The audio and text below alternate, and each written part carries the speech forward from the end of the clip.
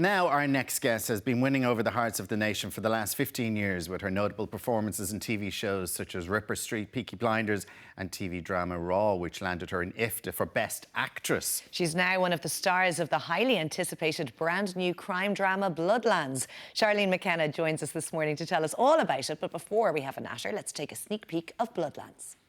These are the original Goliath disappearances, the ones who preceded Keenan. David Corey, Joe Harkin, and Father Simon Quinlan. A priest? And an IRA arms dealer. Joe Harkin was an IRA quartermaster, and Corey, he was from the other side. He was a Protestant paramilitary godfather. His targets were people who were a threat to the peace process on both sides. He kept it even-handed.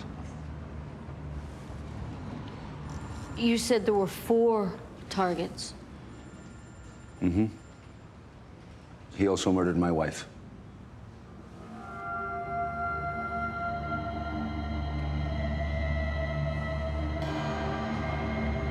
Oh, suspense. Good morning to you, Charlene. Thanks for joining us today. What a brilliant clip. For having me.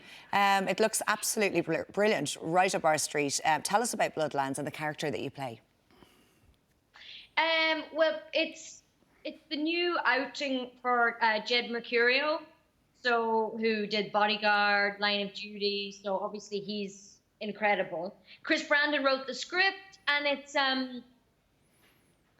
it's just, I mean, that's not even the half of the clangs and the cliffhangers. I mean, your heart is racing. I mean, it's not gone live yet, but what I've seen and reading the script, your heart is just racing. I play Jimmy's DS, so I play Disney McGovern, and she's, you know,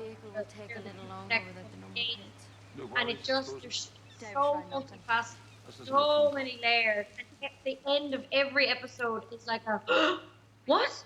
I mean, it really is edge of your seat television, I think. And of course, Jimmy Nesbitt, he's just a brilliant actor. And you'd worked together before, so you knew him going into this series. Yeah, which was lovely because it meant that we started from an immediate place of friendship and trust, which is always good, I think, when you're acting together, because you can really play then, and you know you're in a safe space, so you're much freer. And I think the chemistry between me and Jimmy is just brilliant, and I think it translates into the relationship between Niamh and Tom, which I think is always just reads, I think, and I think it's lovely to watch, and it's lovely that it's platonic and it's an unromantic, and I love that. I find that really refreshing. You're so right, Charlene. And actually, you mentioned there that there's so many cliffhangers and there's moments of, you know, gasping at the end of each episode. Does that relate also to when you first receive a script? If you are feeling that you just really want to know what happens in the next one, do you think, okay, this is definitely a project worth getting involved in? Or how does that process work for you? Yeah, totally. The scripts were so tight from the beginning. It's Chris's first commission drama, and it was just, you're just desperate to find out who Goliath is, and you're, reading them, you're guessing, I've got it, and you're wrong. You keep being wrong, and I hope it's the same when people watch it.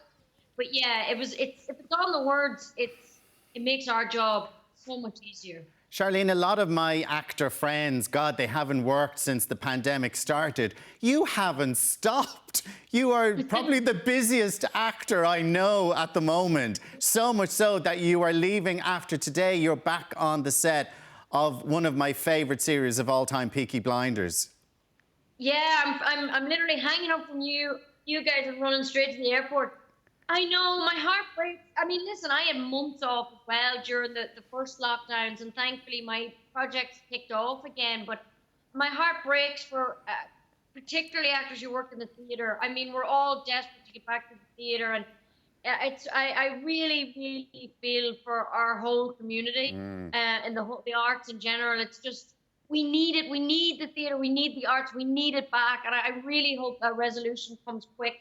But yes, thankfully, and I count my blessings, and I'm very grateful to be back on set, so there's no complaining. I know you're looking forward to tell us about Peaky Blinders. They've said that it's the last series, so unfortunately it is coming to an end, but great that you're there for the end.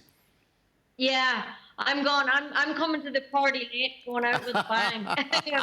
Yeah, it's such a funny thing to be a part of a show that you're a huge fan of, and I'm constantly flipping between acting professional and total fangirling, and it's like, whoa, it's so confusing. But yes, they are going out on season 6, but there is serious talks of a film, so maybe the fans will get a film down the line. Who knows? Well, that would be brilliant. That would be wouldn't it? brilliant. Yeah. Listen, we must say congratulations to you because you were one of the lockdown brides. You recently got married to Adam, so huge congratulations. Tell us about how, in the run-up to the wedding, did you need to postpone it a couple of times? Do you have to limit your numbers, obviously? It must have been quite stressful, was it?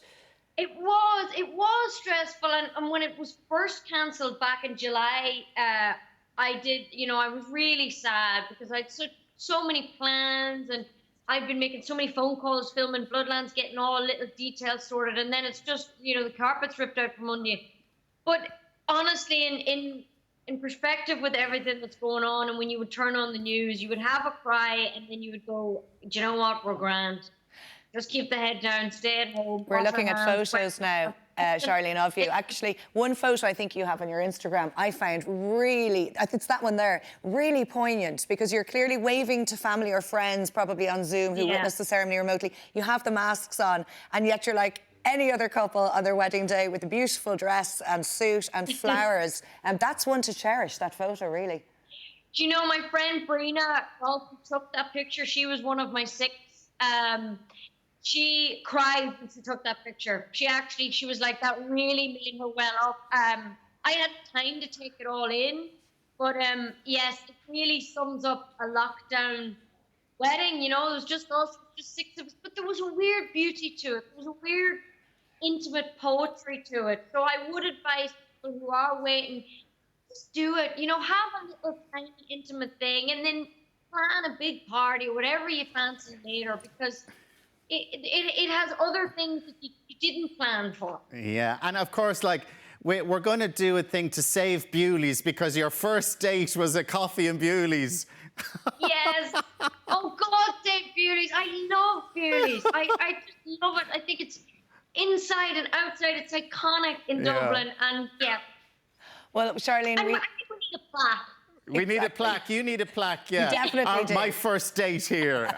We'll over organise coffee. that. Charlene, it's been such a pleasure chatting to you this morning. As Alan mentioned, you're so busy. You're heading off now to film Peaky Blinders. But we're so looking forward to Bloodlands. Thanks for joining us and congrats again on the hubby. Thank you, and thank you for having me. Have a good Friday. You too. And she's off to a plane now to another movie set. Wow, how fantastic. It's going to be bizarre, isn't it, though, with all of the COVID restrictions on the set. Yeah. And of course, you can catch Charlene McKenna in Bloodlands. We just saw the clip there. It's on BBC One this Sunday night at 9 o'clock. Up next, more casual styles to keep you going this spring. Join us after the break.